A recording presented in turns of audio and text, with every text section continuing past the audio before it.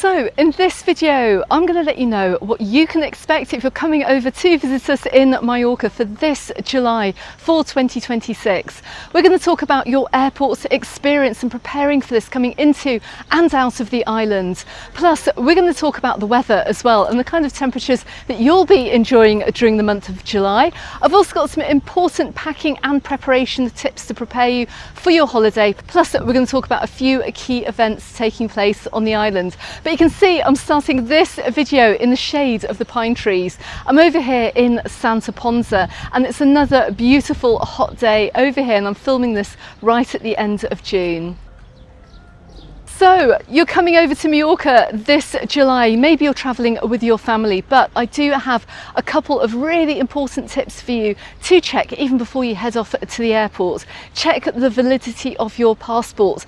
British travellers, check that your passport is no more than 10 years old from date of issue. Also, make sure as well that you've got 3 months remaining on your passport as well from the date you plan to leave the European Union, or from the date that you're actually going back home again. This is super important, bearing in mind as well that kids under the age of 10 are only going to have 5-year passports, so don't get caught out. Check now, and if needs be, obviously get that renewed ahead of your trip. Couple of other points as well. From what I have seen, the airport is going to be especially busy at weekends, so prepare for queues, expect queues. Like I always say, expect the worst, I hope for the best. But I have seen that queues on the Saturday and the amount of people coming to and from the airport on the Saturday, it's going to be the busiest time during the week to travel. Although I have heard reports of there being queues midweek, particularly entry and exit system, and particularly over at the luggage collection area too. It's absolutely impossible for me to say or for me to give you a top tip as to when to travel if you haven't quite booked your holiday yet and you're hanging out for a last minute holiday. There's no perfect day for travelling during the month of July, and really you're going to have to get lucky with the flights. But consider subscribing to the channel. I do bring out regular flight news updates, and of course I'm going to be travelling as well too. So find out what you can expect if you're coming over in maybe July or August. See what my experience is going to be like over at the airport.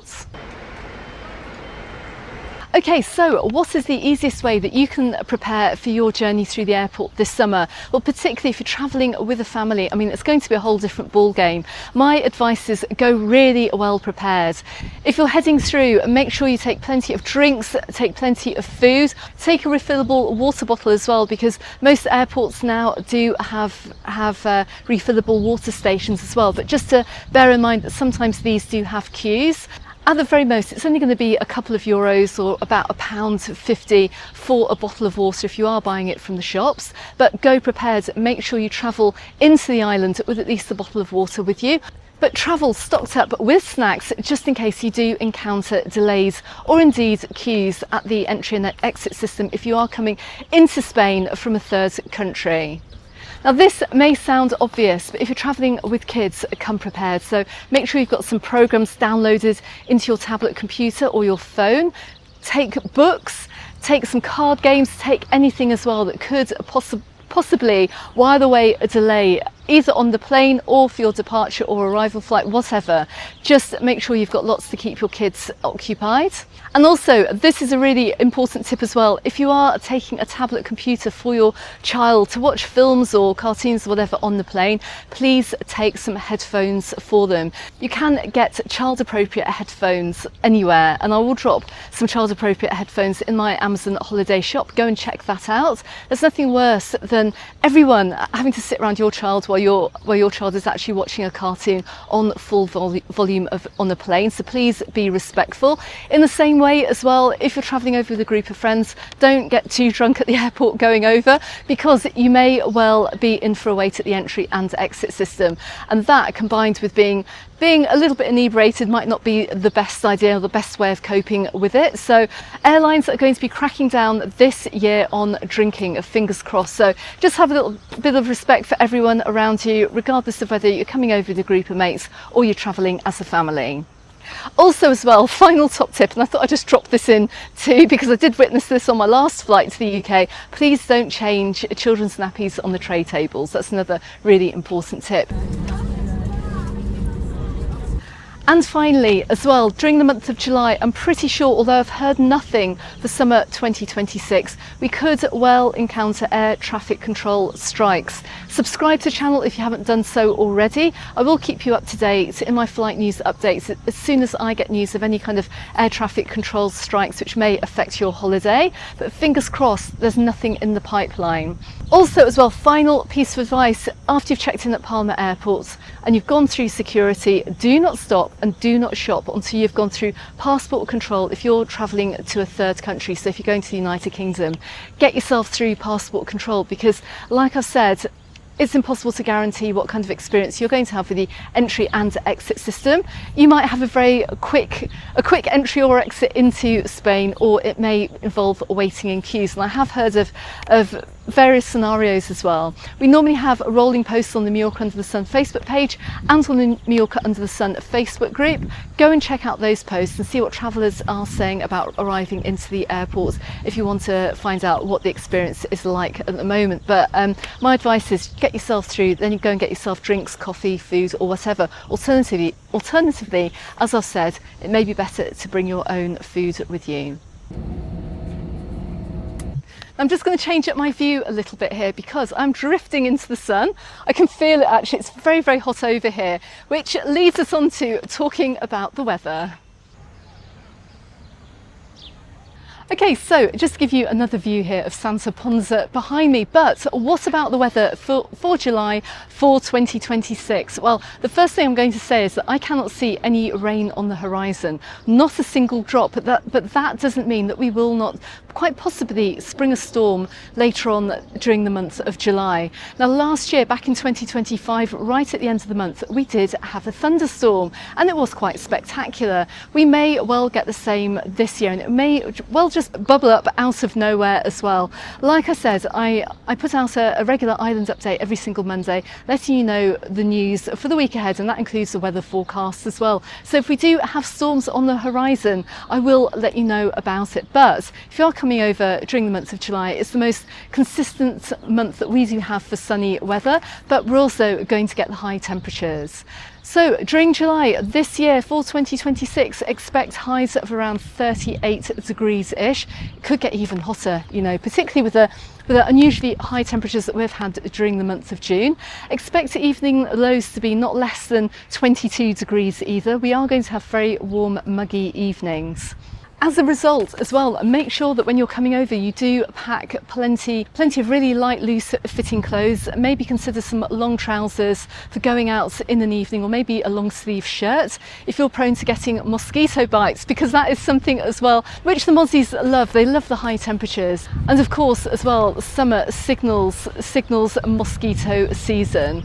So as I always say, prevention is better than cure. If you are going out at night, it may be worth wearing long trousers, thin long trousers or a long sleeve top. Alternatively as well, do get yourself some really strong insect repellent and some treatment too. I do have various items in also the Mallorca Under the Sun holiday shop on Amazon. I'll drop a link to that in the description text below, and don't forget the hot spoon method, which I talked about in my most recent island update as well, so I'll drop a link to that in the description text below.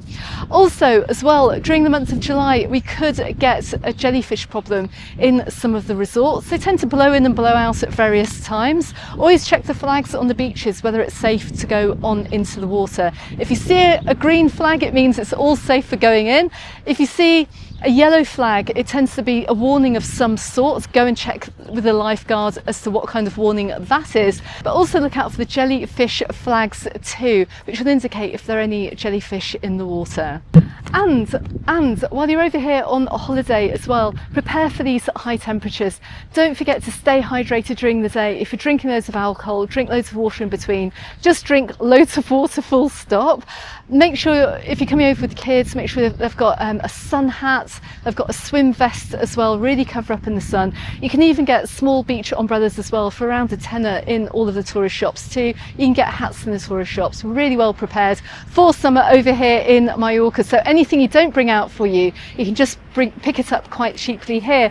And in some of my resort guides for this summer too, I am looking at the prices of things for things like buckets and spade sets and floaties and that kind of thing in some of the resorts too. So go and check out some of those videos. Finally, as well, I just want to put out a really important warning here if you are coming over here with a family, and that is, it's a safety first warning, basically. Now, all the beaches over here in Mallorca, we do have a lifeguard service, and I'm talking about the main tourist beaches, not necessarily the smaller coves outside of the main resorts, but do not rely upon maybe one or two lifeguards to look out for your kids in the water.